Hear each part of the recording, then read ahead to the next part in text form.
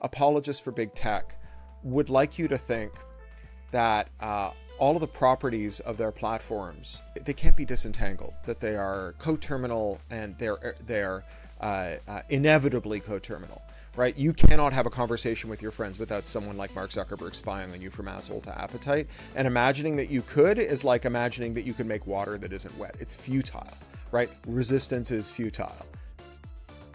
Hi, Rabble. Hey, Alice. It's getting to be the end of summer here and the beginning of summer for you. So we're now kind of deep into our podcast. And this week's guest is Cory Doctorow, a prolific author, known for writing a lot about science fiction, which you and he talk about as a way to really understand the real world. So tell us a little bit about Cory. So Cory is an author and a technologist, a civil rights campaigner who has worked with the Electronic Frontier Foundation to advocate for a better web, for a better internet, for a better future for all of us. And he uses his writing, his science fiction, to not reflect on some other world that can never possibly be, but as a critique of the world we live in today. Yes, and I know he talks a lot about it's so important to use our imagination if we are to imagine things being better than they are today, and that through writing and exploring beyond the realms of, the normal, I suppose, that is a way to get there. Absolutely. The way we can see the world that we want to build is through stories, because we're wired fundamentally to understand the world through stories. And so we use stories of the future, of alternative futures, of ways things can be, to understand what we can do today in our day-to-day lives, in our politics, in our technology, in our work, to transform it and which direction into the future we want to go and where we want to avoid. Right, and he's really known as well for being an opinion leader and coining phrases that reach the vernacular. In one of the latest ones is Enshittification, which is a very descriptive word and something that you guys dive into as well. Yeah, it's a way to understand how things go badly and the way in which systems and incentives and structures are corrupting in very concrete ways our experiences and lives. And before we take a listen, we have some exciting news to share. Rabble, I'll let you jump in here. Cory and I are going to be on the main stage talking about these very issues at Web Summit in Lisbon in November. And I encourage you to show up in person, ask questions, or watch us online. Yes, well, let's take a listen. I'm incredibly excited to have Cory Doctorow on my podcast, someone who has been so influential in fighting for an open and free internet, and also an author who in his science fiction has portrayed a world which we should avoid and also which we should go towards. Both of these visions. And Cory's work on understanding what has happened to the internet over the last few years, the last decade, with why did it get shitty? What happened with Enshittification? And then what should we be advocating for in terms of the right to exit and the right to adversarial interoperability? Cory, welcome to Revolution.Social. Thank you. It's a pleasure to be on. And I'm just sitting here reflecting on how we met, which was so weird. I got on an airplane and the person sitting next to me was wearing a Foo Camp shirt. And I said, "Did you go to Foo Camp?"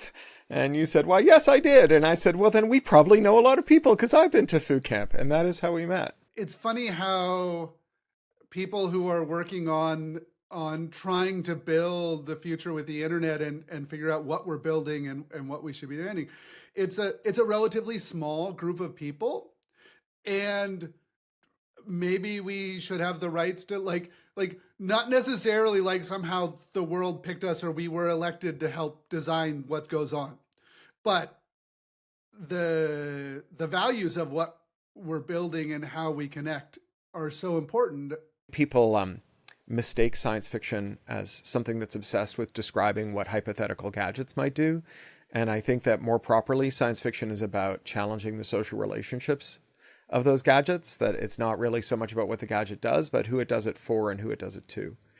I think that like apologists for big tech would like you to think that all of the properties of their platforms are they can't be disentangled, that they are coterminal, and they're inevitably coterminal, right? You cannot have a conversation with your friends without someone like Mark Zuckerberg spying on you from asshole to appetite. And imagining that you could is like imagining that you could make water that isn't wet. It's futile, right? Resistance is futile.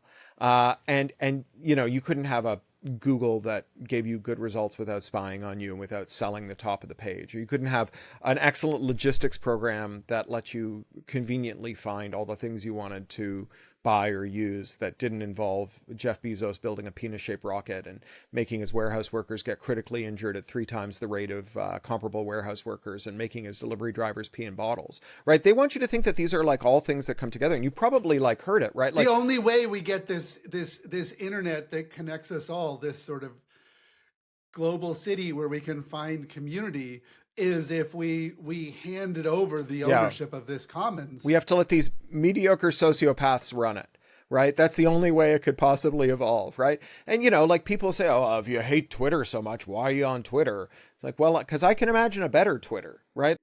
So imagine's the key word there, right? If you can, that this imaginative exercise that is intrinsic to science fiction is intimately related to the imaginative exercise of activism, and the incisive critical role of an activist, which is to cleave the technical claims apart at the fracture lines of bullshit and say, no, like I have the object permanence to recall that in 2006, when Facebook opened up to the general public, they said, why should you use Facebook instead of MySpace? Well, because we'll never spy on you. So how do I know that we can have a Facebook that doesn't spy on you? Because I used it. Right. And yeah. The original idea was there. Like, we had this space, we had this Web 2.0 space that was incredibly open, incredibly creative, and you could participate into it. Yeah. And then Zuckerberg and friends discovered that they could make billions by basically using this social channel for advertising. And then we were stuck. So I would slightly quibble with this, and now we're getting maybe into my central thesis, which is it's not that they suddenly discovered it. I think that the people who run these tech firms, many of them, not universally, but many of them, started off as the kind of people who would have tormented you for money and had lots of ideas for doing it, and never changed. But what changed was not that they had like a lot of executive function and they played a long game and they were like, oh, we'll trap them and then we'll turn on them. I think what changed was the environment. I think the environment became, as I say, enshittigenic, right? It encouraged enshittification, that as we allowed these firms to violate the black letter of antitrust law and acquire their direct rivals, as we allowed them to capture their regulators, as we allowed them to block interoperability with the force of law, and as their tech workforce, who were often quite ethically centered and were quite powerful, failed to take advantage of that power in order to form unions, and therefore became weak once their power waned because the supply caught up with the demand. We had an environment where the same people with the same impulses could act on them, right? I don't know if you've read, you're in New Zealand, right? Do I have that right? Have you read Sarah Wynne Williams' book? I mean, you don't have to be in New Zealand to read Sarah Wynne Williams' book, but have you read Sarah Wynne Williams' book, her Careless People? Yes, absolutely. It's like her description of it is of the inside story of what it was like to go from Facebook being a relatively small company that didn't interact with governments to one that almost perceived itself as being more important than any kind of government and being able to dictate the world because of their economic and political power is terrifying. I think it's also very telling, though, because this word careless does a lot of work. And I don't know if she meant it to, because she never draws it out explicitly, but she's obviously very brilliant. So maybe she did. And maybe it was there all along. But when you meet these characters, Zuckerberg and Sandberg and Kaplan, these Facebook executives, they're careless in the sense of being reckless. They're careless like Daisy in The Great Gatsby, right? Tom and Daisy in The Great Gatsby. That's where the title comes from, right? They're people who don't think about the welfare of others as they move through the world and have little consideration for them. But at the end of the book, they're careless in the sense of not having to care, right? They've become too big to care, right? Like Lily Tomlin in those Saturday Night Live phone company ads. We don't care. We don't have to. We're the phone company. They know that they can hurt you. So it's not that they're indifferent to whether they can hurt you or that they hurt you without intending to. They're plotting courses of action which they can foresee the harm that comes to you. And they understand that they are so insulated from the consequences for that harm that they can be careless in the sense of being carefree, of acting with impunity. And I think that this holds the crux here, because if these wildly imperfect vessels, who frankly shouldn't be running a lemonade stand, could nevertheless have run a service that in many ways was good and delivered lots of value to people. Because this is the other remarkable thing about Wynne Williams' book, is she is captivated by Facebook and its potential, not least because her sister is trapped in the rubble during the Christchurch quake, and the only way they can communicate is via Facebook. That's how she finds out her sister's still alive, right? And she sees the value of a service like Faking. Yeah, she sees the power, the transformative power, the way in which if we could get everybody together and form community and connection online, that it is empowering something that wasn't possible. Your description of growing up in Toronto and having access to a writer's community and how it was formational to you, it reminds me of this idea about the city. The city is an incredibly powerful form in social development. The bigger the city, we get exponential levels of innovation, of cultural stuff, of economic stuff.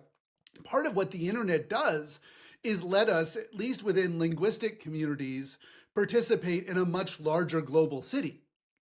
And then you have a library or a writer's room or a community that isn't just the people in Toronto or the people in Wellington, New Zealand, where I am, but you can find your people anywhere and connect to them. And that's so powerful. It's why we're drawn to these social platforms. Yeah. And, I think there's some weird confluence when you look at the history of the internet of things like Usenet hierarchies, where, they're creating a system for people to self-organize around otherwise hard to find traits. Right. And then you have, FidoNet echoes, and you have all these other systems that are organized around this. You have web rings. And then you have social media and surveillance advertising, which is also organized around the same thing. Right. And it's interesting because the services did optimize themselves for the connection of people with hard to find traits.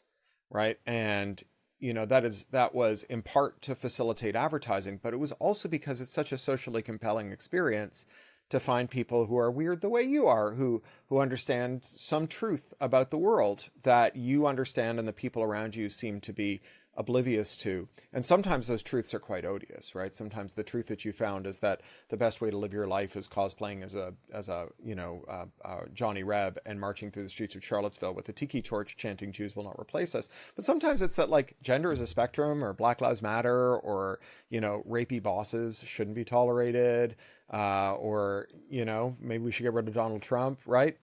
Absolutely. The magic of finding your people and finding your community. The best example of this is the trans community, where you had millions of people who thought they were the only people experiencing this, and that no one else felt uncomfortable with society's assigned gender, and that they would never be accepted. And then they find themselves, or they be able to present themselves online in digital communities as other genders, other things.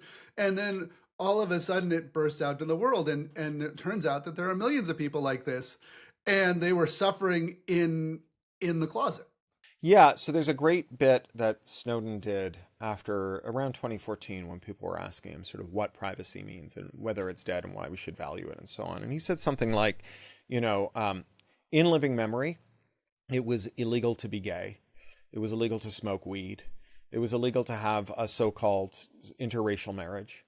And the way that we got from there to here, now this was 2014, so it's a different world, but the way we got from there to here, where we now consider it a stain on our national character that we lived through that moment. I think now maybe a lot of people are like, we should go back to that moment, but where we consider it a stain on our national character, a shame that we ever had these values, was by people finding one another, speaking their truth to one another, and then choosing the time and manner of their disclosure to people who weren't within this disfavored minority, so they could recruit them as allies. Like, the time to come out to your parents is not at Thanksgiving with your racist Facebook uncle at the table, right? It's when you're out on a fishing trip with your dad and you're really bonding and you can have that moment. And unless we can choose the time and nature of our disclosures of our true selves to the people around us, it's not that, we'll contra things like the transparent society, like we'll all just be forced to live our true selves all the time, and we won't have the luxury of being in the closet. Instead, what'll happen is we'll all be in the closet. And what that means is that right now, unless you believe that somehow we have now reached in 2014, when he was saying this, we have reached the apex of human development, and that no social improvements are on our horizon or could be imagined, then it's a sure bet right now that someone you love has a secret in their heart about who they truly are that they have never revealed to you.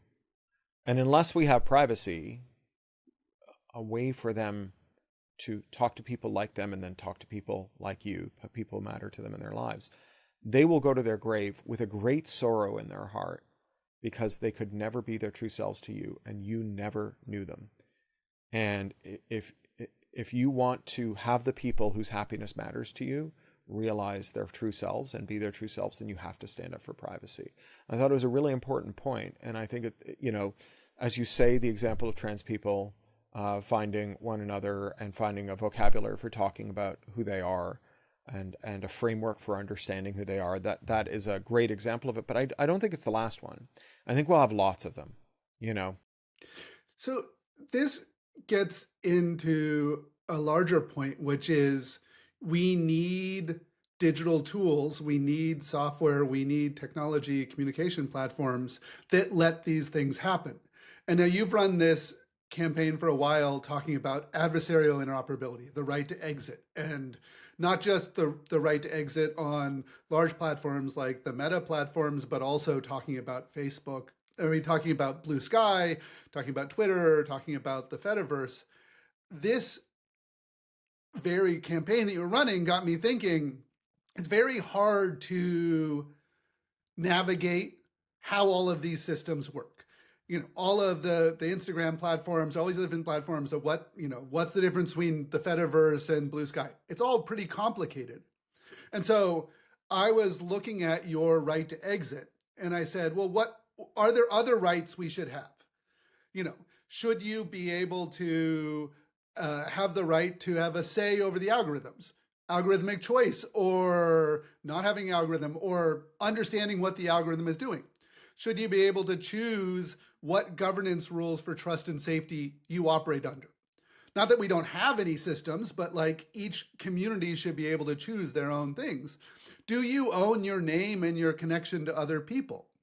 So I'm wondering if you could talk about the importance of adversarial interoperability and the right to exit and other rights that we need in order for us to be able to continue changing society, continuing to be that evolution where we're able to have people come together and understand how they need to change their own lives, how we need to change society. So we're not stuck. Yeah.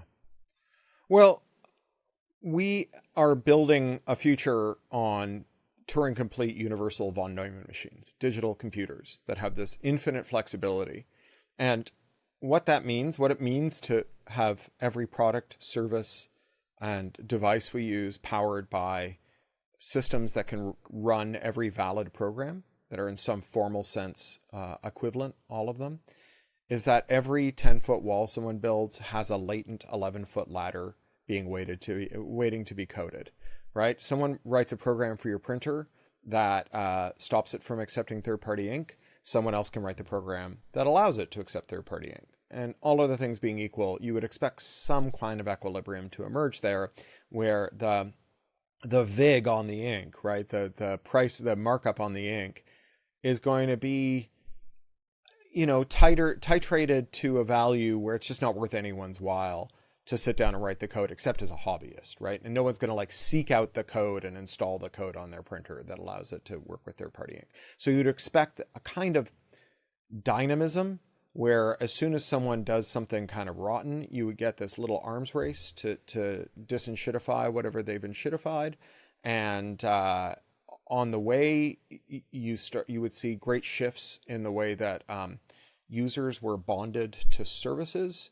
So if you think about the example of third-party ink again, if you're HP and you make a printer and you are charging 20 trillion% markup on ink, and the user goes out and figures out how to install the let me use third-party ink code, that user is not your customer ever again, right? No one's going to ever uninstall that code, and they would be stupid to ever come back to you. And if the company that sold them that code or installed that code for them is using the new relationship they have to say, hey, by the way, when your HP printer runs out, we make a printer, then maybe you lose that customer forever. And we have versions of that in the history of technology. Facebook, when it was helping users migrate off MySpace, gave them a bot, and you gave that bot your login and password, and it would scrape the things waiting for you, and it would put them in your Facebook feed, and then you could reply to them and push them out of your outbox on MySpace. And it permanently severed the relationship. If you're planning the advertising strategy for your website, and we're in the product meeting and the person running the meeting says, okay, our KPI is top line ad revenue, we can goose it by 2% by making the ads 20% more invasive. Someone who doesn't give a shit about user well-being is still going to stick their hand up and say, Elon, I love how you think, but what happens when 40% of our users install ad blockers and they never see another ad ever again? It's not that we are showing them the ads that we have now. We're showing them no ads ever again. No one's ever going to voluntarily uninstall an ad blocker. And so adversarial interoperability is this really interesting thing because obviously interoperability that's planned and deliberate is very good. And I've spent a lot of time in the standards trenches, HTTP and HTML and all these other things are really important. It's how TCP/IP, it's how we get to where we are now. But at the same time, there are lots of things that move too fast for standardization, and there's lots of corners of fuckery that need to be rooted out, and that can't be rooted out just by standardization. And there is a route through adversarial interoperability to cooperative interoperability. So if you think about the history of Microsoft Office file formats, so you had this long war where Microsoft was changing the file formats and making them ever more baroque. The Mac version of Microsoft Office was very, very bad. All you had to do was wave the install floppy around the office and everyone's files would go corrupt. And this was the time when Microsoft was convicted of having a monopoly over desktop operating systems with a 95% market share. So if you were on a Mac, there was a 19 out of 20 chance that the person you wanted to communicate with couldn't read or write your Office files. And so this was driving people to switch. I was a CIO back then, and I just started putting PCs on the designer's desk to run Office. Because they couldn't interoperate. Yeah, they couldn't interoperate. And then at a certain point, I just put a big graphics card in that PC and was like, okay, we're just buying you Windows versions of, Adobe and Quark and whatever, right? Which was Microsoft's goal. That was their goal, right? Yeah. So what Steve Jobs did, he didn't beg Bill Gates to fix Office for the Mac. He had his technologists reverse engineer the Office file formats. They made iWork Suite, Pages, Numbers, and Keynote, perfectly reads and writes Word, Excel, and PowerPoint. And every time Microsoft revved the file formats, Apple did too. And Microsoft was paying a much higher cost to make those revisions because they had to support a huge legacy base. So every one of those revisions required revisions to lots of other tools in their tooling. And eventually Microsoft sued for peace, and they standardized the document formats. Document formats are now standardized, right? The X at the end of DocX, XML. It's not controversial anymore. Yeah. PPTX, XLSX, that X, that's XML. And the reason Microsoft stopped trying to maintain a proprietary file is it became uneconomical because of adversarial interoperability, right? So adversarial interoperability plays this huge role. Now, you talked about right of exit. And, there are good standards for porting between, or there's one good standard for porting between servers, an imperfect but good standard, which is the way ActivityPub handles it in Mastodon, or Mastodon handles it. It's not really part of ActivityPub as I understand it. And it's imperfect. You don't get to keep your data with you, whatever, but you do get to take your identity with you. And it's about as seamless as changing mobile carriers, where people just don't need to know that you moved from one Mastodon server to another, in the same way that it would be deeply weird to answer the phone with Bob, guess what? Last week when you spoke to me, it was a Verizon SIM in my phone. Now I'm talking to you with a T-Mobile SIM in my phone. Isn't that amazing? Right? We just obliterated the difference between carriers, and I think we can obliterate the difference between services. And so, it's within the realm of good policy administration to say, okay, everyone's got to just support that or something like it. Well, the phone number portability was something everybody wanted. Well, not the carriers. The carriers hated it. Not the carriers. That they actually had to be forced into it, and they had to be subject to legal regulation. The state played a role in making it happen. That's right. And the state has played a role in trying to, in a case of being captured, prevent this with DRM that prevents reverse engineering of stuff, that prevents the right to repair. We could either have the state, the regulatory state, make these things locked more open, which is the case of the phone numbers, or we could say it's breaking encryption, it's breaking of your terms of service, it's breaking DRM rules. You can never implement this adversarial. It is weird because some of the people who I think of as being on my side are very mistrustful of this, because they think of it as being of a piece with sort of move fast and break things ethos. And they're like, well, it is techno-solutionist and reductionist to say that the problem of Mark Zuckerberg is to make it easier for people to leave Facebook. And you can't dismantle the master's house with the master's tools. I think that the master's tools probably have all the right screwdriver bits to dismantle the master's house. After all, they built it. and I think that it's fine to move fast and break things depending on whose things they are. Right? If you to be a little mid 2010s about this, if you're intersectional about it and the things you're breaking belong to billionaires, it's probably fine. And they've enclosed a comment, 99% of what we have at Google and Facebook and all of these other platforms, even TikTok, 99% of it is open source technology that is just repackaged on top of it. So what we need is that layer of repackaging of the right to get people to get out of there. So I want to get to this question about mandates versus this kind of guerrilla warfare, move fast and break things, engineering thinking, whatever you want to call it, hacker mindset. So say we come up with a standard for interop. So for identity porting between social media servers. I would favor not actually prescribing the use of a given standard. I would say instead, here is a performance standard, right? Here's what you must do. And here is a sample standard, right? Here's a W3C standard. And if you follow that, you are presumptively in following the law, that you have what lawyers would call a safe harbor, right? You know that you're doing it, which means that if you're a hacker in your basement making a social media service and you're like, what do I need to do to tick this box? It's you compile this code from GitHub. Grab the library, grab the standard. But it also means that if you've got an amazing, cool idea, it's not oh shit, we are stuck with this gauge of railway and all the rail has been laid to this width. And I've just come up with a reason to make it a quarter of an inch wider. And I never get to do it because the government will destroy me if I do it. So I think that the right way to compose a mandate is with a performance standard and a safe harbor. So say we do that. You have these firms that will then claim that they're in compliance with it, either because they've adopted the standard or because they've adopted something they say is functionally equivalent to the standard. And there will be times when it won't work. And it won't work for, a bunch of different reasons. Sometimes it won't work because they had a glitch, right? And sometimes it won't work because they are doing something that we want them to do, right?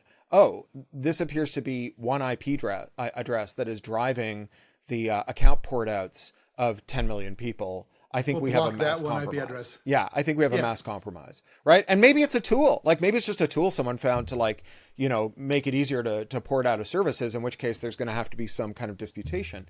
But it turns into these fact-intensive questions about whether or not they're in compliance.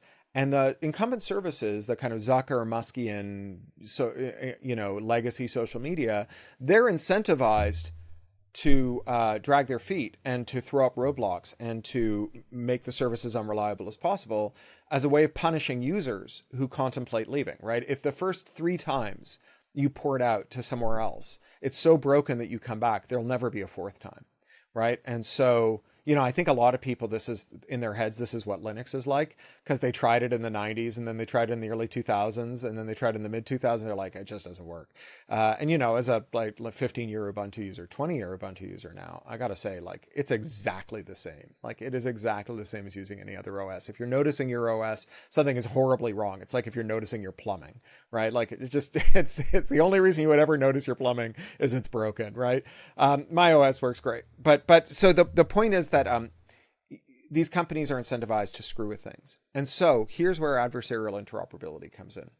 Because all things being equal, if you want to build a service and you want to poach users from Facebook, you just want to use the most reliable standardized interface to do that. You don't want to play cat and mouse with Facebook's engineers.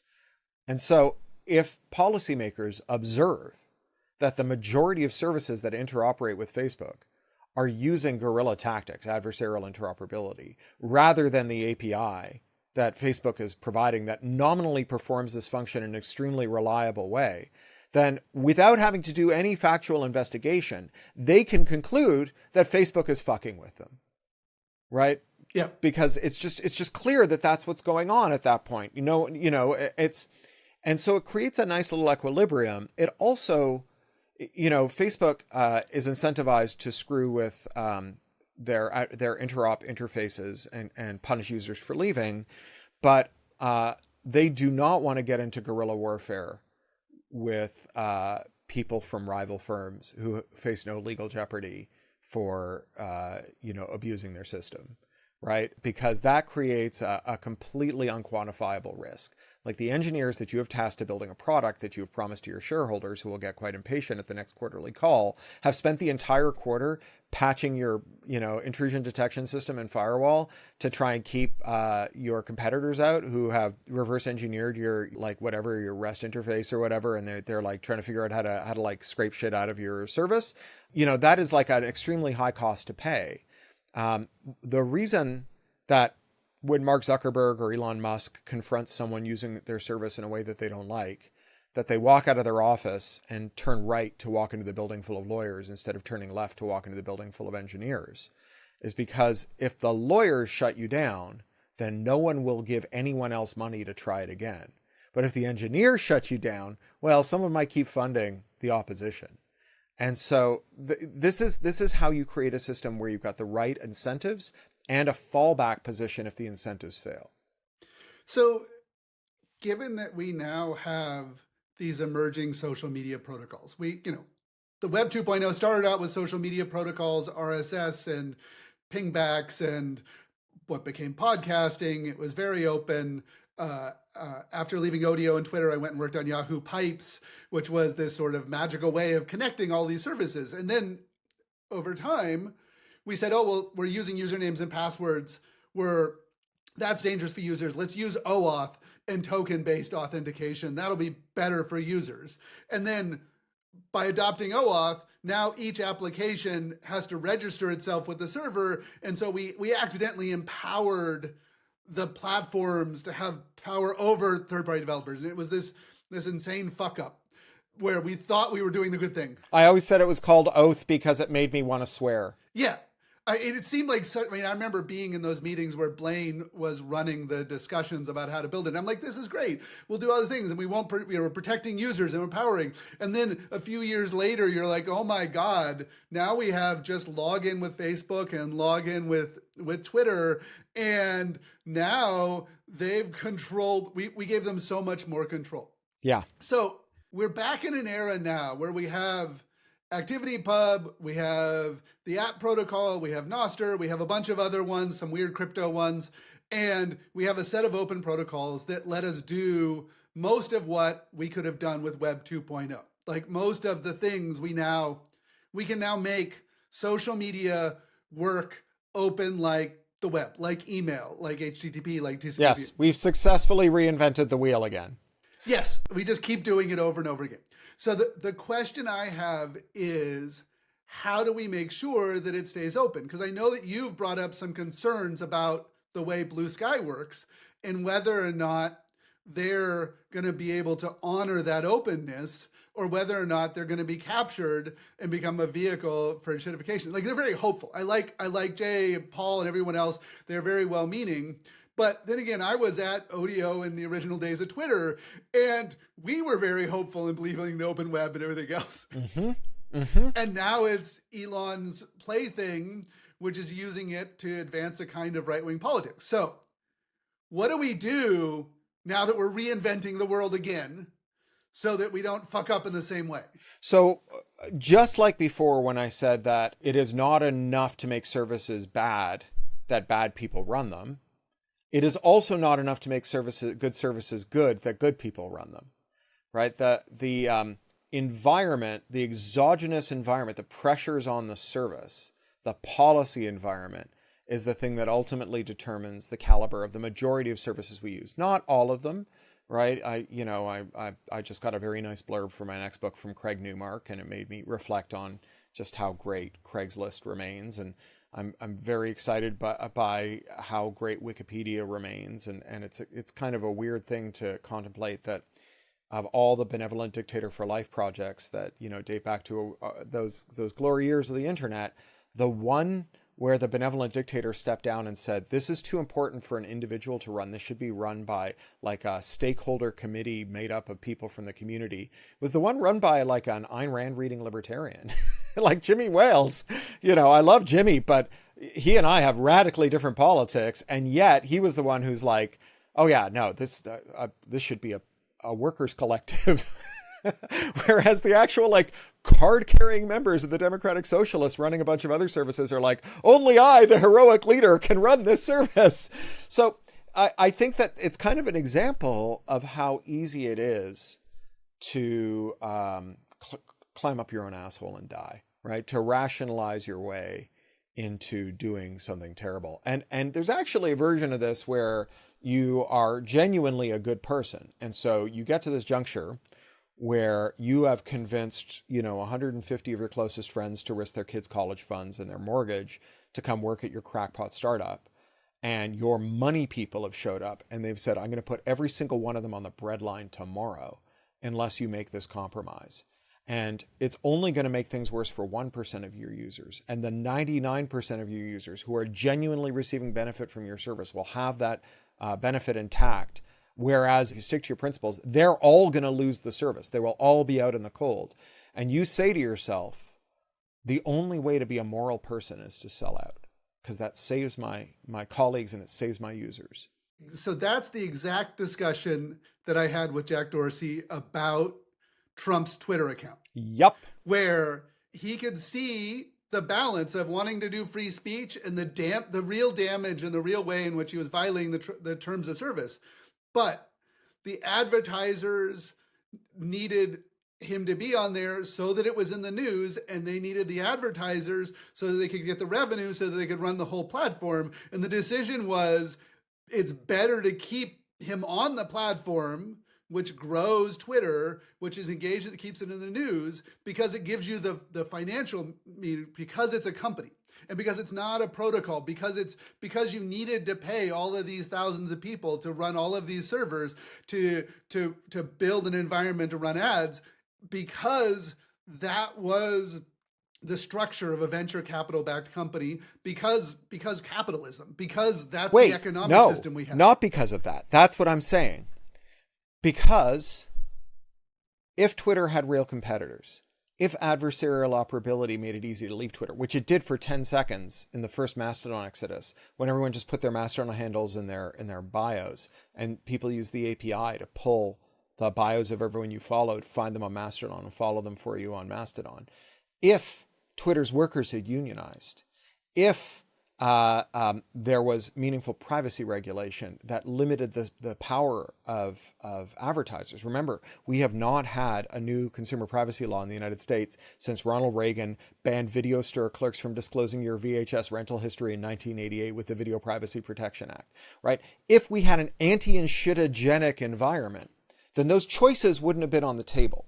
So we talk about those choices as though the environment in which those choices were taken is a state of nature, right? Yeah. As though the impunity can just be given. But if every tweet from Donald Trump cost Twitter 100,000 users who could leave for free, go somewhere else and continue to follow the people they followed on Twitter and be followed by them, I don't think that decision would have cashed out the same way. It's not because they're venture capital backed, right? Venture capitalists only make you do the things that they think are profitable. They don't make you do things that, I mean, they may be wrong, and they often are wrong, and they may have a short time horizon. They usually have a short time horizon, but they don't say, like, actually from now on, we're going to maximize our profits. You're going to pay your employees $0 and you're going to charge infinity dollars for all your products. But the products themselves, you're not going to actually manufacture anymore. You're just going to ask people to buy nothing for infinity dollars. No venture capitalist makes that demand because the company goes broke an instant later. Yeah, so the environment, it determines the characteristics of the venture capitalist demand. I'm not defending venture capital as a system, right? I am saying that blaming this on venture capital lacks explanatory power for describing why Facebook was good in 2006 and terrible in 2016.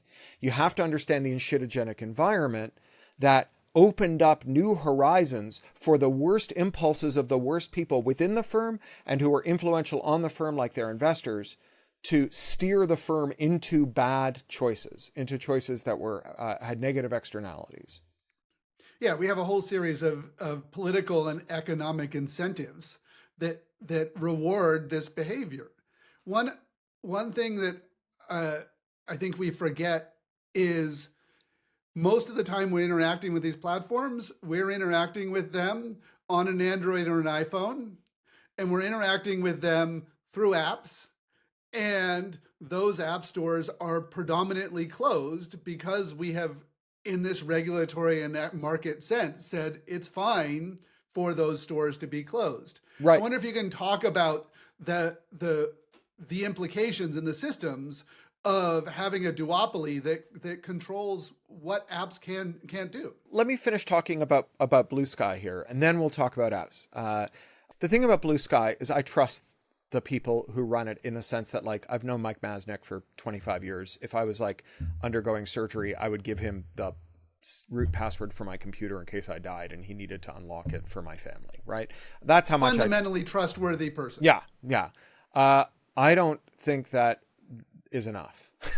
I think Mike could be fired, right? I think Jay could be fired. I think Mike or Jay could rationalize their way into do something terrible. I have rationalized my way into doing things that I later regretted and am enduringly ashamed of.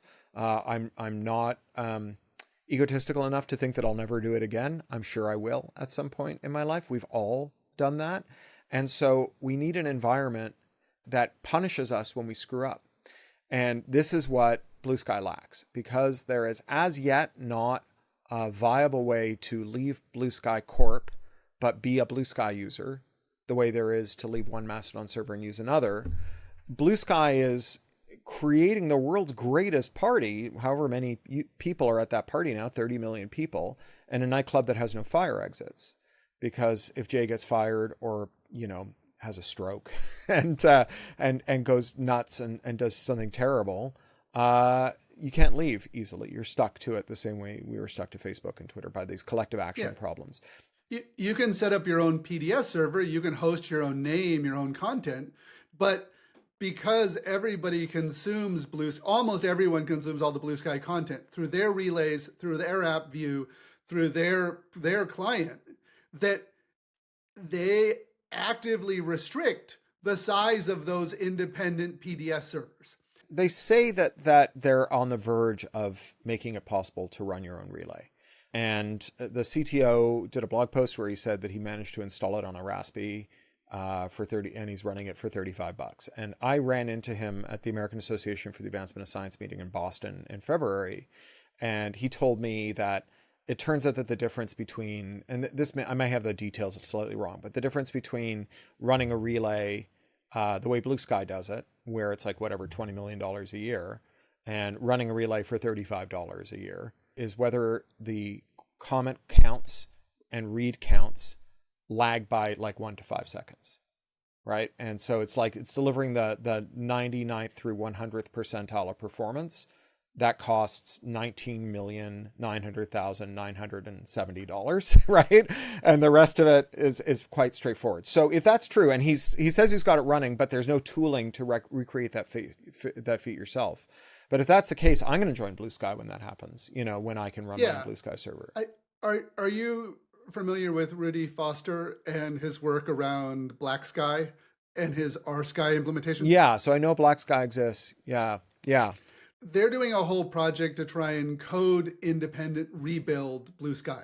And it's a bit of a Black community saying we don't want to be screwed like we were on Black Twitter. And I think that that's really important. I think that is a thing that we can't have asked Bluesky to do. I mean, it makes no sense for Bluesky to be the project that makes the official Bluesky and the unofficial Bluesky, right? There needs to be someone else who does that. But I think we could reasonably ask Bluesky to deliver us the tooling to stand up our own Bluesky servers and federate them with Bluesky. And it sounds like they're about to do it. I don't think that they were nefarious. I think that they got a tiger by the tail. I think they thought, this party is so amazing. We can't possibly divert people from serving drinks and making the disco lights work and cleaning the toilets to install fire exits. We'll do that later. And, they are now, I think, taking the fire exit thing seriously, and it's good. I'm again, like, that's how you prove your trustworthiness, is by showing that you're aware of your fallibility and taking steps to safeguard against it. I think what you're saying about the independent relays and how they work is good, and I'm excited about what Paul is doing, and I think there's something there. But I also think that the way the protocol is being developed, the protocol underneath Bluesky, is still entirely controlled by a single corporation. Like, there's no community-driven process by which it is. They said they'll hand it over a standards process, but I, as someone who does not work there, cannot go in and shape it. And I think that is problematic. And the reason I'm running this sort of social media rights campaign is I want us to be able to put a stake in the ground and say, okay, as long as Bluesky upholds these rights, we can say it's great and you should use them. As long as Nostr, Mastodon, everything else, any of these protocols do it, great. If they don't, here's the thing you can demand. Right. And sure, when their team faces a trade-off, they'll be like, oh no, we can't do this because we would violate these rights and we would have users exit. We would have users understand where we cross the line. I think that's very good. And, it reminds me of did you see Mako Hill's speech at Libre Planet, I think in 2018, about free software and open source? Do you know this? And he says, Mako and I used to be housemates. Right. So, his thing, right? He said, when we called it open source instead of free software, they were semantically equivalent, but one emphasized the instrumental benefits of transparency and the other one, the ethical proposition of freedom, albeit wrapped up in Richard's weird ideas about using ambiguous language in a way to spark conversations, which I think never works. But what happens over time is you reach all these junctures where people say, is this activity consistent with openness? And if the answer is yes, then it's considered inside the movement. Whereas if you'd asked, is this consistent with freedom? The answer might have been no. And you run that for 20 years and you get to a place where Google has software freedom because they get to configure their servers however we want. And the rest of us have open source. But we don't get user freedom. Yeah, we have open source. We can see the source running on their servers, and we can even do pull requests for them if we want to work for them for free. But we can't configure those servers. So yeah, I think that articulating the ethical propositions is very important. At the same time, I just want to use bring in some historicity here. So think about SMB and Samba, right? So you have SMB, closed protocol. It's a networking protocol for people who don't know. It's a networking protocol for local area networks that was developed by Microsoft. And it made it really, really hard to have a network full of Windows machines with a Sun workstation or some Macs or whatever. And it meant that Microsoft put up barriers that made you have lots of incentives to stay within the Windows That's ecosystem. Right. And to throw away your servers that weren't Windows servers and bring in Windows servers as well. So it wasn't just desktops, it was also servers. So you had this one Australian grad student who reverse engineers Samba, makes SMB rather, and makes Samba. And it's so useful to a bunch of people. And, when that came out, I was working for an SGI integrator. So I was working on Unix workstations in mostly in Mac environments, but also Windows environments doing prepress, RIPs and OPIs. And we were sticking SGIs and sometimes Sun workstations on these LANs to sit between these big film recorders and large format inkjets and the workstations that designers worked on. And that heterogeneity was really important to let you do all kinds of really cool stuff. And Microsoft was trying to head that off. They wanted to use. So they wanted you to exist in a Windows only world. That's right, to hermetically sealed bubble. Now, Samba, I don't know what the status of Samba is today. I'm sure it's standardized, probably an IEEE standard or something. But the way that we got there was not by having a public standards body for Samba, right? It was just by having someone built running code. Yeah, so much integration with SMB that Microsoft lost control of it. And this is why Moxie Marlinspike was so opposed to federating Signal, is because he said, well, I'll lose control. If I have a cool idea, there's just going to be too many rival versions of Signal for me to put the idea in, and then I'll be stuck. I'll be stuck with whatever everyone has adopted. I'm going to have to drag this morass around, which is not wrong, but also, it guards us against the many dangers of Moxie Marlinspike, the biggest one being that he sails small boats through the Pacific. And so there is a chance that he'll be eaten by a whale.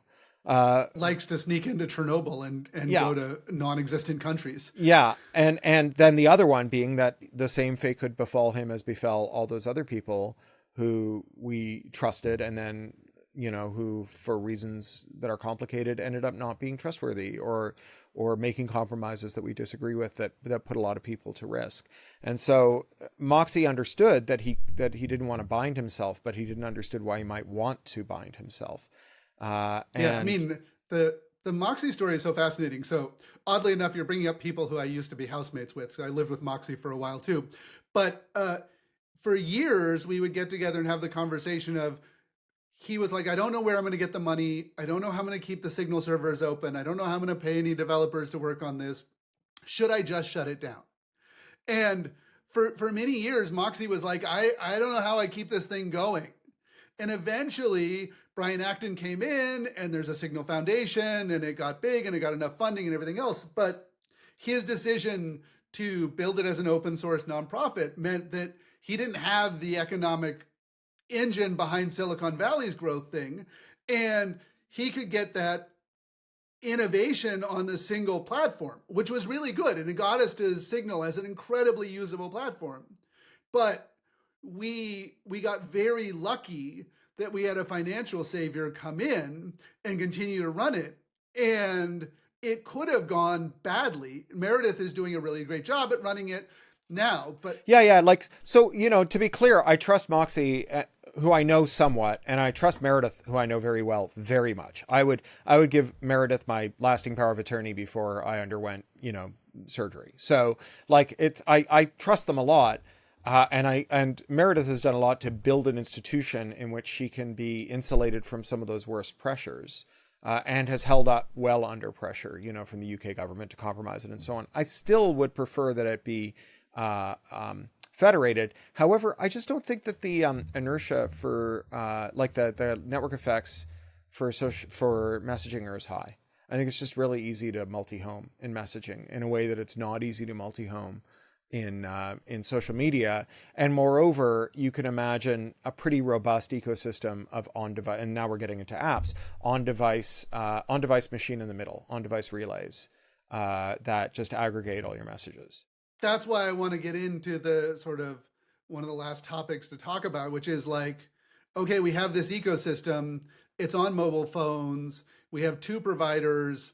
maybe in China you've got like, a couple others, but essentially you don't have the right to install and run your own software, and it is very controlled. Yeah. So it's worse. I want you to talk about that world. It's worse than you don't have the right.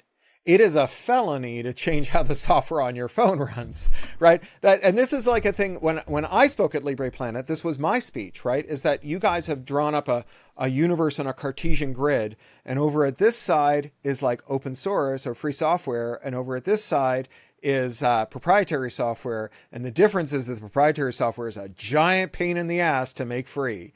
But actually, I want to say that these two are essentially so close to each other that they're indistinguishable, and 10 million miles away from them, the opposite point of this grid, is software they put you in prison for reverse engineering.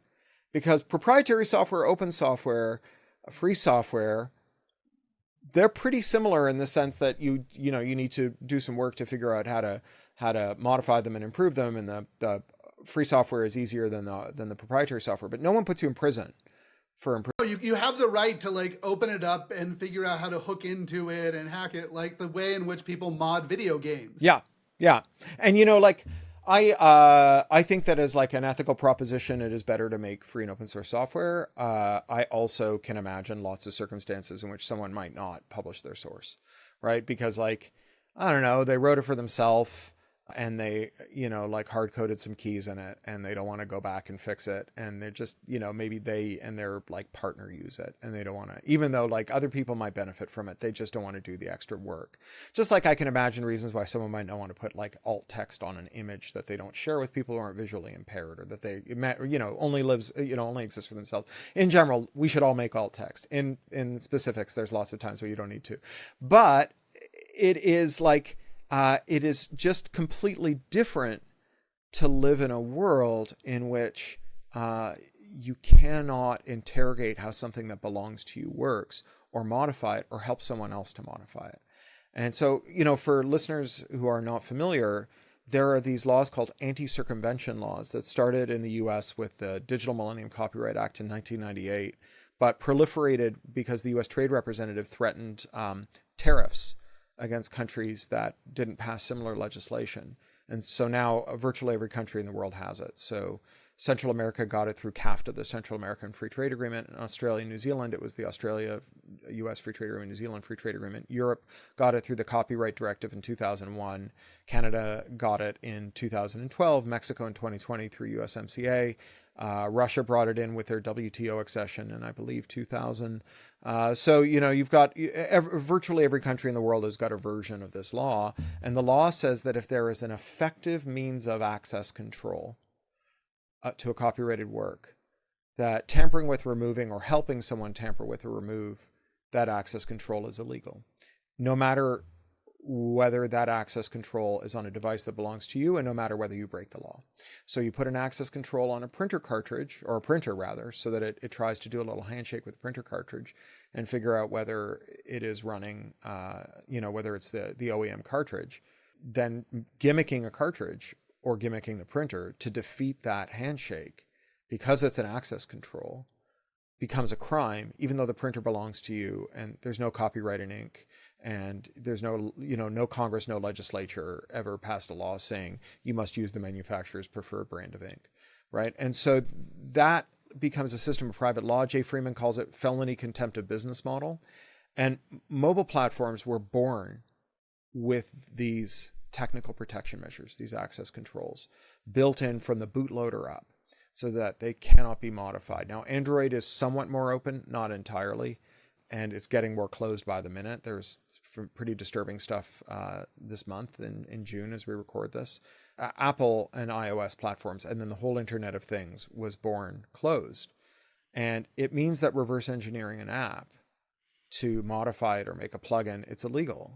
Even if you do nothing illegal after you reverse engineer it, the act of reverse engineering it and modifying it is illegal. So you can, we were talking about on-device relays, you could imagine a program that runs on your phone that either does screen grabs or accesses memory or accesses storage to find out what messages are in your Facebook queue, and then puts them in a multi-client reader with the messages in your Twitter queue and the messages in your Mastodon queue, and becomes an abstraction layer, like Pigeon, like any of the other multi-protocol tools that we have to read a bunch of different ones. And, it would have to flatten out some of the individual features, and it would handle likes in weird ways. We've all gotten, sent someone a text and gotten back a text that says, "Loved this post."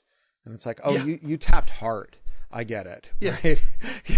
Okay. It's a little awkward, but fine, Apple in particular, but also Google, they make running things on device as, it is a full computer. I know I built this software, which not many people use, called Planetary Social, which is an entirely peer-to-peer social network. And it directly connects in and out of your phone to everything else. And if you have two phones and you're off in the mountaintop and you have no service, you can sync and you can do social media between it. But the problem was we were existing on a platform that didn't let us treat it like a full computer. And so Apple's operating system did all of these barriers and limits and controls around how you work on it. And so you can never get a good experience, not because the technology wouldn't work, but because the constraints of their system of control didn't work. And it was then illegal to modify those constraints. Right. Yeah. Even if you're doing it on behalf of someone who owns the device. I wanted to look up a quote here. Give me a second. So the funny thing about this is that the people who endorse this approach say that they're doing so in order to defend intellectual property. And they claim that they are advocates for property rights. They say property rights are, even if you are skeptical that intellectual property exists in a state of nature the way they claim physical property does. They say that property rights are such a good way to organize things, to create markets, that we should have them anyway. Everything should be property. And so here I am reading to you from, because I typed in a phrase from the quote, and the top result was a thing called the Online Liberty Library, which is this hardcore libertarian proprietarian website. And they are quoting a guy called Blackstone, who, if you've ever done a law degree, you will have read Blackstone on Property in your first year property law. And Blackstone on Property, 1753, says, "There is nothing which so generally strikes the imagination and engages the affections of mankind as the right of property, that sole and despotic dominion which one man claims and exercises over the external things of the world in total exclusion of the right of any other individual in the universe." Right? So that's property, right? So it's your goddamn phone. It is your fucking phone. Since 1753, we've had the position that 300 years before phones were invented, that it's your fucking phone. You get to choose whose software runs on it. You have sole and despotic dominion over it to the exclusion of every other being in the universe, right? And yet here we are in this bizarre situation. We're deciding how your own phone works. It's not that the manufacturer won't facilitate it, which is the complaint of the free software movement. It's that the manufacturer retains the right to put you in prison for deciding how it works. Well, and then none of the software we run, none of the ways in which we communicate and connect to people ends up being things we own. It all ends up being software that's on, even if it's a device you own, you're renting it, basically. Yeah, but you also modify the service so that it doesn't loop through a cloud that you don't know. So not only is it designed to loop through someone else's service for efficiency, for surveillance, for control, but you are prohibited from altering that design to stop it from doing that, right? It is like we have sleepwalked into a world in which property rights are, which I'm skeptical of, but I think that, they're like property rights are a means to human rights, but they're not a human right. Nevertheless, I think that some property rights are a good idea. And I certainly think that working people's property rights and the tools that they use and the places where they live and the clothes that they wear and the vehicles that they operate and so on, that those are really important.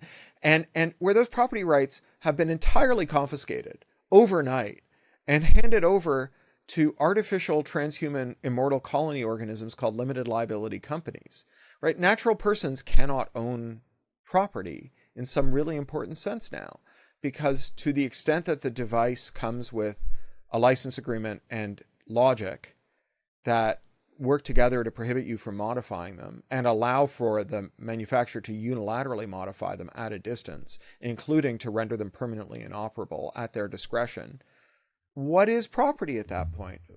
Who can be said to own it? And what is a world where we have increasingly authoritarian regimes? We have sort of democratic authoritarianism where we're having elections.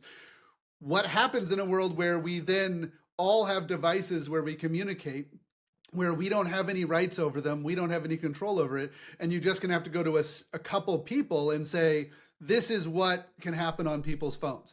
This is what you can install. This is what you can run. This is what you can say. Or not just you can say whatever you want, but hand over a copy of it to a government, so you don't have the right to end-to-end encryption. You don't have the right to actual privacy. And it's legal because governments write the laws. But, slavery was legal. Right. So let's go all the way back to science fiction, to the start of this conversation, since I think we're drawing to a close. It's always nice to loop back here. So I talked about science fiction being literature for interrogating the social arrangements of technology, not what the device does, but who it does it for and who it does it to. So imagine something like a smart thermostat. We put in a heat pump last summer and solar, and we've got a new thermostat, and it's not smart because I was worried. I'm paranoid. And there are lots of features I would like to have from a smart thermostat, and I could imagine how they could be installed without exposing me to the risks that I'm concerned about.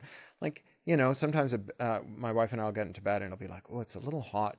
I'd love to turn the thermostat down by 1 degree. And it's like, well, you get up and do it. No, you get up and do it. No, you get up and do it. I'd love to be able to do that from my phone. And you should be able to do that on the LAN. But the only way that works is through a cloud server. And here's the thing.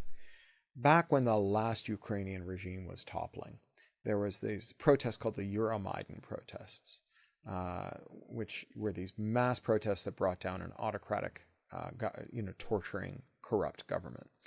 And people who went to the square to protest against this dictator went home one night and got a text message that said, "Dear citizen, your presence was detected tonight in the Maidan at an illegal protest, and we know who you are." Now imagine a world of smart thermostats where the next sentence in that is, "And that's why we've turned off your heat. Enjoy Kiev in February," right? That is not intrinsic to the technology. That is a purely social phenomenon. It is the intersection of technologies that are designed to be remotely controlled, legal systems that prevent you from overriding that remote control, right? And it is bad enough to do the one, but when you do it in combination with the other, right? When you say, oh, we've got this lovely mantelpiece here in Act 1, why don't we put a gun on it? I'm sure nothing bad will happen in Act 3. That becomes something that becomes a lot harder to forgive. Yeah, like a remote controlled lock on the front door of your house. Like that's the same thing. And these systems are all integrated, and if you build in centralized control around it and you make it illegal to opt out of that control, then we're empowering future authoritarianism. Yeah, and the reason that the alternatives suck is because the audience for them is too small. Because the policy environment allows you to sell a more dangerous device to a larger crowd. So I wanted push-button locks for my front door because my kid was getting locked out, and my parents were coming to stay, and we were having to find the spare keys and whatever, right? We had guests. So I asked Deviant Olam, who runs the lockpicking village at DEF CON, and he said, oh yeah, there's this Schlaja lock. It's not networked. It's just like a set and forget lock. Boy, is it a giant pain in the ass to program, like just insanely difficult to program. But we have them on our locks now, on our doors now. A smart lock that I could program through my phone would be... It's so easy to set up. It just like pings. Infinitely preferable. Yeah, so good. Except that it exposes me to this risk. Now that risk is not intrinsic, right? That risk arises out of the design decision to loop it through the cloud and the policy decision to prohibit a third party from giving me alternative software for it that doesn't loop it through the cloud. Because there is a market for that. There's a much bigger market for that software in terms of the capital costs, for alternative software that disenshittifies the enshittified cloud lock than there is for just a lock that doesn't talk to the cloud. And you can just ride on top of it in the same way that, like, I love my open source hardware laptop. I have a framework laptop. But if the whole market for Linux or GNU Linux was open source hardware, or I guess free and open source hardware, I don't know. Richard, don't at me. Then I don't think there'd be any Linux, right? I mean, I think that, like, the fact that we don't have to build it all from the ground up, that we can colonize it, right? That we can co-opt it, that we can usurp it, that we can use the master's tools to dismantle the master's house, right? That is where the power comes from, right? And, like, there are probably great free operating systems waiting to be written, but the fact that we had Unix just sitting there begging to be reverse engineered gave us, like, a great series of operating system variants that now make the world go round. We didn't have to invent it from the ground up. And I think that what we're looking at in social media today with these protocols with an open system is in some ways the same thing. We don't have to invent the discovery algorithms. We don't have to invent the short form video. We don't have to invent the live stream. We don't have to invent all of these ways in which people can interact with them. We can say that the meta platforms are the Unix, and we're going to build the Linux alternative on top of it. We have to seize the means of computation. Thank you so much. Thanks, Rabble. It's been nice an to see you absolute again. pleasure. Thank you so much. Thanks again to Cory Doctorow for coming on Revolution.Social. And tune in this Saturday for a bonus episode with even more of Cory talking about the social media Bill of Rights with Rabble. Our intro and outro music is a remix of the Italian anti-fascist song Bella Ciao, courtesy of White Records. This episode was edited and produced by Eric Johnson from lightningpod.fm. Our executive producer is me, Alice Chan, from Flock Marketing. To learn more about the Social Media Bill of Rights and sign up for our email newsletter, visit Revolution.Social. And for more interviews like this one, follow Revolution.Social on Apple Podcasts, Spotify, YouTube, Nostasfountain.fm, or wherever you get your podcasts. To paraphrase the Zapatistas subcomandante Marcos, we need a social media revolution to make revolution possible. We'll be back on Saturday. See you then.